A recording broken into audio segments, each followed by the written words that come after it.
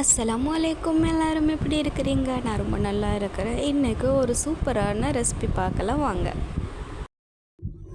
2 cup chapati மாவு, தேவையான அளவு சால்ட்டு, அப்புறம் 1 டீஸ்பூன் கீ எடுத்து நல்லா ஃபஸ்ட்டு மிக்ஸ் பண்ணிக்கோங்க.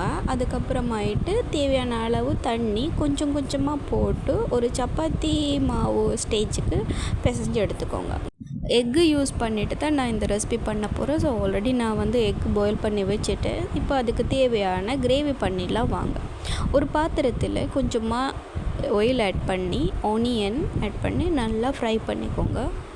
ஸ்பைசிக்காக நான் ஒரு கேப்சிகம் எடுத்திருக்கேன். ஸோ அதையும் சின்னதாக கட் பண்ணிவிட்டு ஆனியன் ஃப்ரை ஆனதுக்கப்புறம் அதையும் ஆட் பண்ணி நல்லா மிக்ஸ் பண்ணிக்கோங்க. தேவையான அளவு உப்பு சேர்த்துக்கோங்க.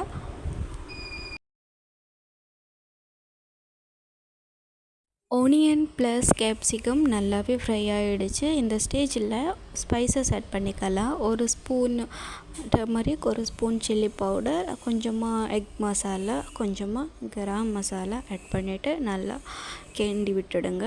அதுக்கப்புறம் டொமேட்டோ ஆட் பண்ணிக்கலாம்.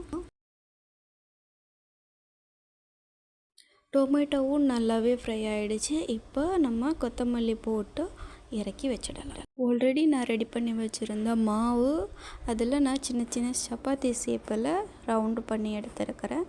பாயில் பண்ணி வச்சுருந்த எக்கை 2 பீஸாக கட் பண்ணி எடுத்துகிட்டு இந்த கிரேவி அதில் இந்த மாதிரி ஸ்டஃப் பண்ணிவிட்டு அது மேலே ஒரு 1/2 பீஸ் எக்கு வச்சுட்டு நல்லா மடித்து எடுத்துக்கோங்க. அவ்வளோதான், நம்மளோட எக் பெட்டிஸ் ரெடி ஆகிடுச்சு. ஒரு தவாவில் கொஞ்சமாக 1 டீஸ்பூன் ஆயில் ஆட் பண்ணிவிட்டு ரோஸ்ட் பண்ணி எடுத்துருக்கலாம். ஜாஸ்தி ஆயில் போட்டு ஃப்ரை பண்ண வேண்டாம். ஸோ நீங்களும் இதை ட்ரை பண்ணி பாருங்கள். எப்படி இருந்துச்சுன்னு கமெண்டில் சொல்லுங்கள். வீடியோக்கு லைக் பண்ணி ஷேர் பண்ணுங்கள். மறக்காமல் சப்ஸ்கிரைப் பண்ணிவிடுங்க.